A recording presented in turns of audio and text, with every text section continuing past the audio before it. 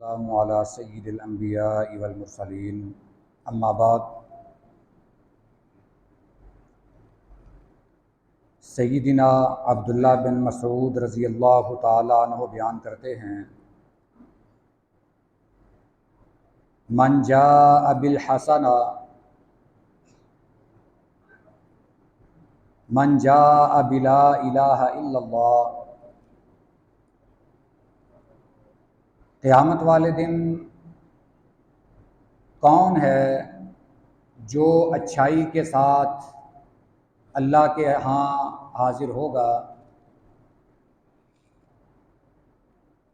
اچھائی کے ساتھ وہی آئے گا جس کے نامہ اعمال میں لا الہ الا اللہ ہوگا۔ ومن جاء بالسیئہ بالشرک، اور قیامت والے دن برائی کے ساتھ کون آئے گا کہ جس کے ساتھ شرک ہوگا، جو شرک کے ساتھ آئے گا۔ یہ مستدرک حاکم کی حدیث مبارکہ ہے۔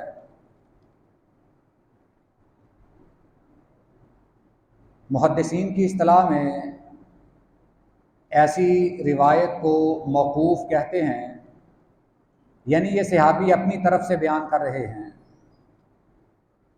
صحابی اپنی طرف سے روایت اس وقت بیان کرتا ہے جب وہ کسی حدیث کا نچوڑ نکالتا ہے، نتیجہ اخذ کرتا ہے۔ ویسے تو یہ سوال ہی پیدا نہیں ہوتا کہ نبی کریم صلی اللہ علیہ وسلم کا فرمان موجود ہو اور صحابی کو اس کا علم بھی ہو اور صحابی اپنی طرف سے کوئی مسئلہ بیان کر دے، یہ تو ہو ہی نہیں سکتا۔ نبی کریم صلی اللہ علیہ وسلم کا لا الہ الا اللہ کے بارے میں کثرت سے فضیلت بیان کرنا اور شرک سے ڈرانا، اس بات کا حضرت عبداللہ بن مسعود رضی اللہ تعالی عنہ نے نتیجہ یہ نکالا کہ قیامت والے دن وہ شخص اچھائی کے ساتھ آئے گا جس کے نامہ اعمال میں لا الہ الا اللہ ہوگا، اور وہ شخص برائی کے ساتھ آئے گا جس کے نامہ اعمال میں شرک ہوگا۔ بڑی سادہ سی بات ہے۔ دوسرا معنی اس کا یہ بھی ہو سکتا ہے کہ قیامت والے دن اچھا انجام اس کا ہوگا جس کے پاس لا الہ الا اللہ ہوگا، اور قیامت والے دن برا انجام اس کا ہوگا جس کے کھاتے میں شرک ہوگا۔ یہ ہمارے لیے ایک بڑی سبق آموز بات ہے۔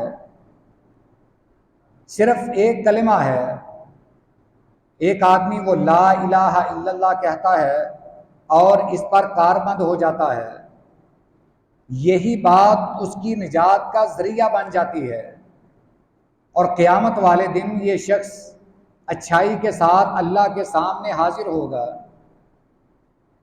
اور ایک وہ شخص ہے جس نے شرک نہیں چھوڑا، شرک کرتا رہا اور اسی حالت میں مر گیا۔ اب اس کا کوئی بھی عمل اسے قیامت والے دن نجات نہیں دلا سکے گا، صرف اس کا یہ ایک عمل۔ باقی اس کے اعمال جتنے بڑے بڑے کیوں نہ ہوں، اس کی نمازیں 5 وقت کی پوری ہوں، اس کے روزے بھی ہر رمضان کے پورے ہوں، اس نے حج بھی کیے ہوں، عمرے بھی کیے ہوں، صدقہ خیرات بھی کرتا ہو، مگر اس کے ساتھ ساتھ وہ شرک بھی کرتا ہو، تو ایسے ساری زندگی کے اعمال اس کے قیامت والے دن اسے نجات نہیں دلا سکیں گے۔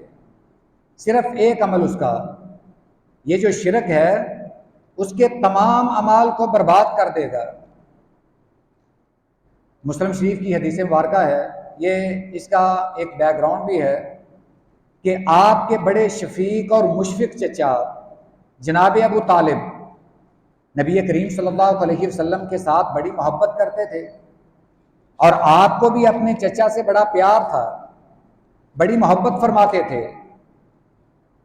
آپ گاہے گاہے اپنے چچا کو یہ ترغیب دلاتے کہ چچا جان، آپ ایمان لے آئیں، آپ یہ کلمہ پڑھ لیں، بلکہ آخری وقت آپ نے اپنے چچا کو یہ اصرار کے طور پر کہا، چچا جان آپ صرف ایک دفعہ یہ کلمہ پڑھ دیں، یعنی ایمان لے آئیں، میں قیامت والے دن اللہ کے ہاں آپ کی سفارش کروں گا۔ نبی کریم صلی اللہ علیہ وسلم نے اپنے چچا سے ہر ممکن کوشش کی کہ وہ ایمان لے آئیں، وہ یہ کلمہ کیا دیں، وہ لا الہ الا اللہ کیا دیں۔ اور ایک روایت میں آتا ہے کہ جب ابو طالب کا آخری وقت تھا تو مکہ کے کچھ سردار اس کے پاس تھے، تو انہوں نے ابو طالب کو یہ کہا کہ ابو طالب دیکھنا کہیں اپنے باپ کا دین نہ چھوڑ دینا، کہیں ایسا نہ ہو کہ تم اپنے بھتیجے کے دین پر چلے جاؤ اور اسی حالت میں تمہیں موت آ جائے، کہیں ایسا نہ کرنا۔ اور جناب ابو طالب نے واقعی ان کی بات کو مان لیا، آخری دم تک نبی کریم صلی اللہ علیہ وسلم کی کوشش کے باوجود آپ کے چچا ایمان نہ لا سکے، کلمہ نہ پڑھ سکے، دنیا سے ایسے ہی رخصت ہو گئے۔